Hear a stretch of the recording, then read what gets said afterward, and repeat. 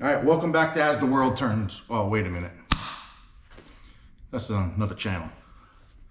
All right, so today I want to explain how I mount slider brackets to replace swing shackles. I see on Facebook all the time on the leaf spring forums that I see a lot of questions. Number one question is, how do you mount it? And a lot of the recommendations from other people are just weld them in place. I don't like that method for a couple of reasons. Well, really one main reason. You limit yourself to adjustability. You can't adjust weight in your car. You're supposed to have 3/4 of an inch of space in the back of the bucket for spring movement in case it compresses. Because as a leaf spring compresses, right, the arc goes out of it and it gets longer. So in theory, if you add ballast to your car for bad track conditions, or you want a no prep race, or you're doing a drag and drive event like drag week, and you're carrying a lot of stuff in your trunk, you're going to bottom out that bracket that houses the bearings that mounts the rear of your spring, and you're going to bind things up. And when you bind things up, you're going to either bend or break things.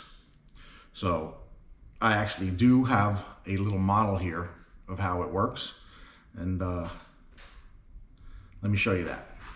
All right, so here is my little model. All right, this right here is a piece of frame that I ordered for my 64 Nova. It just so happens to be the same dimensions as my second gen Camaro. I ended up not needing it because I narrowed my frame rails back half the car. Anyway, I have it clamped in place to represent as if you had welded it in place.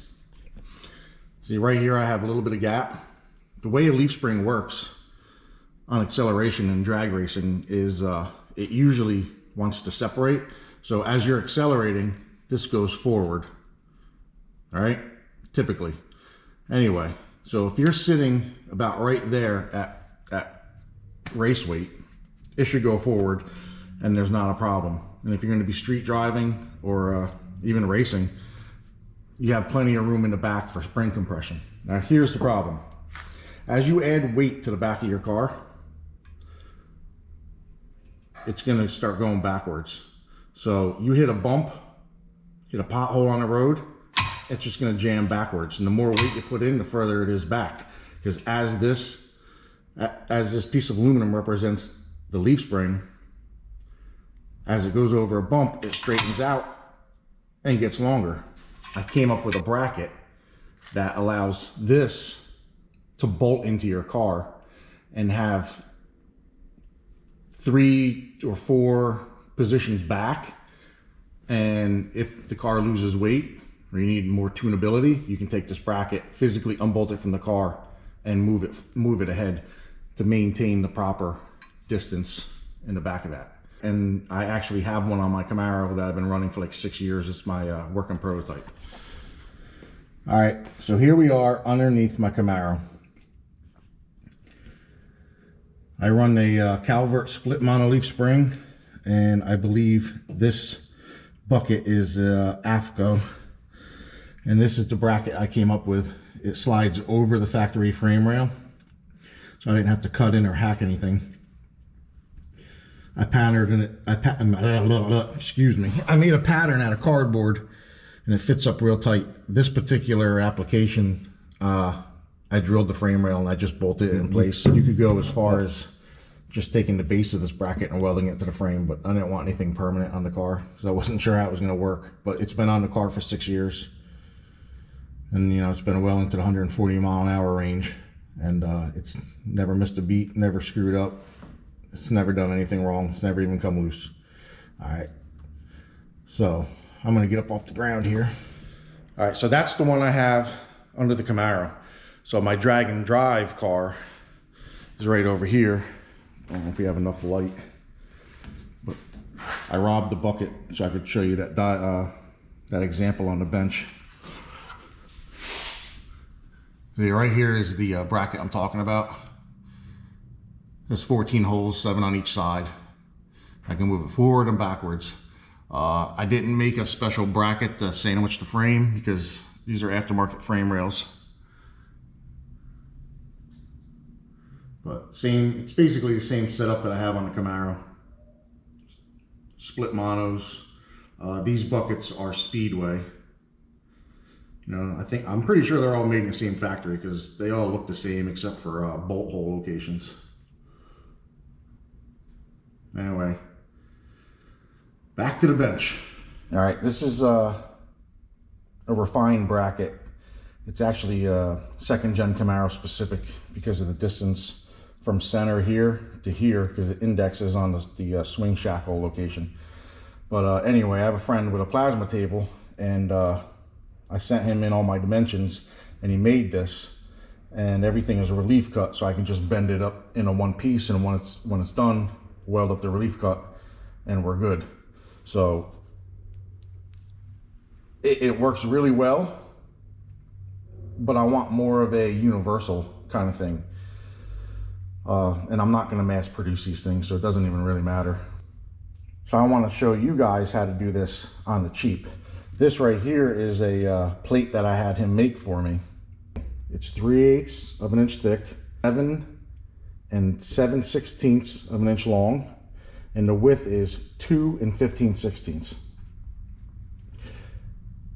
It really kind of helps to have these holes in there, but you don't necessarily have to have them done on a plasma table. You can figure out a way to do, like, you know, 2 hole saw cuts and then connect them with a 4.5 inch grinder and do a hole saw cut there, and that'll probably work.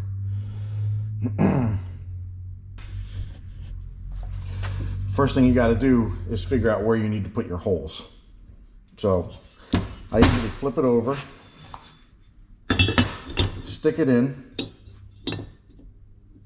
get the end flush. I clamp that in.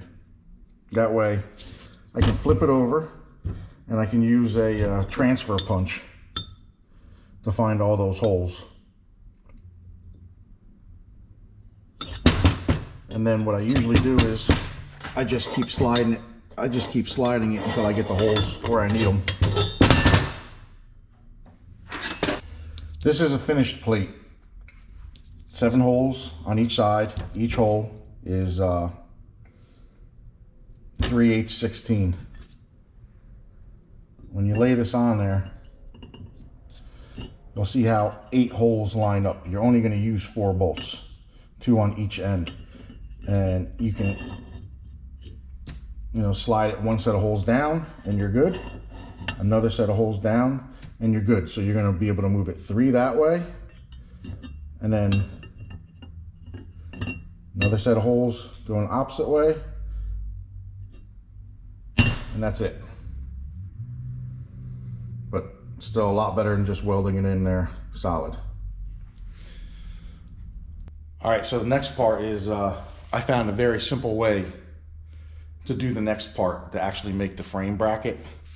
I have discovered that 2x2 square tubing, 3/32 wall thickness, fits really nice over the frame rail, really nice and tight. The only thing you got to really do, the only thing you really need is a 4.5 inch grinder with a cut wheel, and then a flap wheel to clean things up, and then a drill and a hole saw that measures 2 1/8. That way you can make the relief cut around the original shackle location.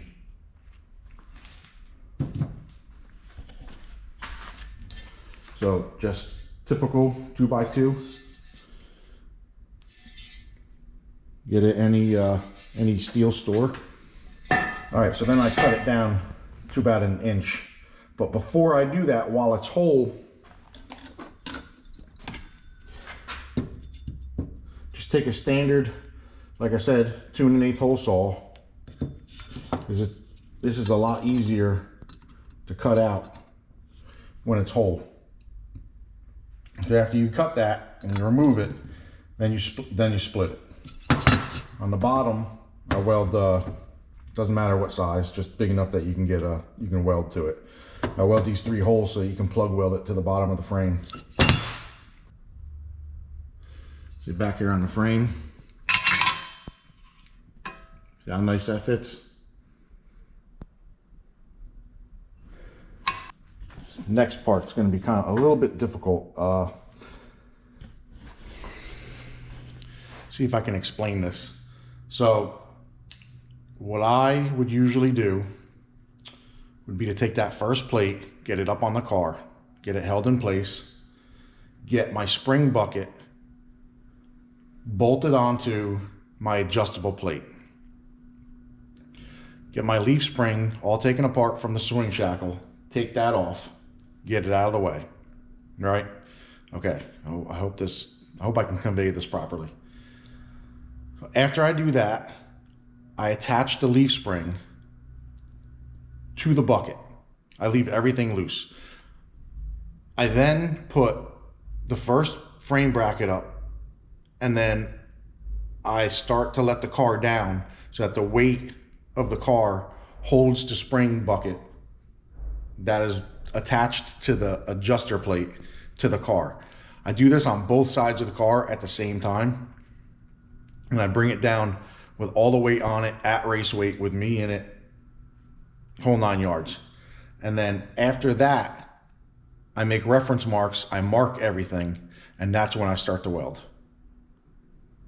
God, that's complicated. I hope you understand. I'll try to show you what I'm talking about.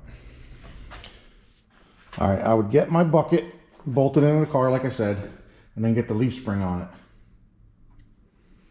And then I would put the weight of the car down on it, and then I would be able to move this bucket back and forth. You want to find out where it needs to be before you weld it to the frame, the bracket to the frame.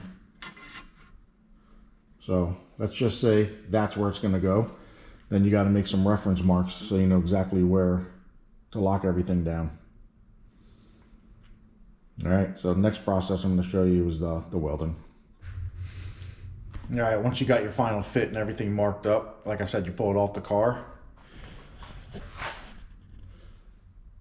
I have it in a vise here. I put tape over the holes, and I don't want to mess up the threads. But what I'm going to do with a MIG welder is I'm going to weld all the way around the inside of that, front and the back, and across the backs. I'll flip it over and do the back side of it. And then when I put it on the car, I'll plug weld it. Well, I'll show you that part when I get there. All right, just gonna MIG weld it. All right, so I got the two pieces welded up. What it looks like.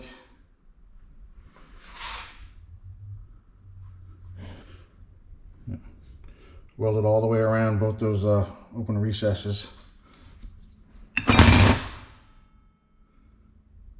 Got real good penetration. All right, now I'm gonna put it on a frame bracket, but instead of doing it upside down, I'm gonna do it right side up so you can maybe understand how this is easier rather than just welding that bracket up there or welding that plate up there by itself. It's a little difficult. All right, here we go.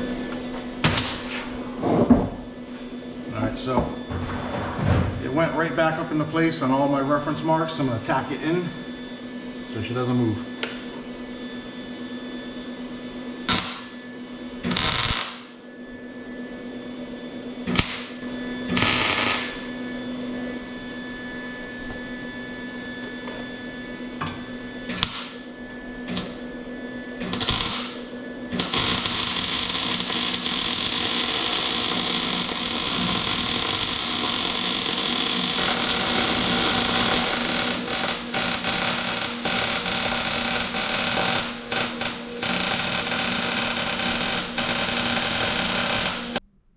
All right, so I got done welding everything, and I did it all upside down, just like everybody else would do at home.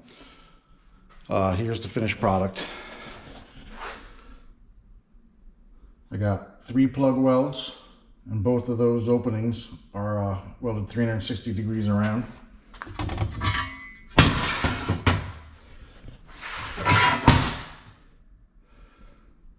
See how I got it welded? I got the bucket welded right to the frame. Both sides. This thing is not going to go anywhere. The beauty about it is too. I'm pretty sure you could probably use swing shackles too if you wanted to. If you were done doing this, you didn't want to use this type anymore. I'm pretty sure with all the bushings and everything, your shackles would clear. So I'm gonna get everything bolted up and then show you guys the finished product.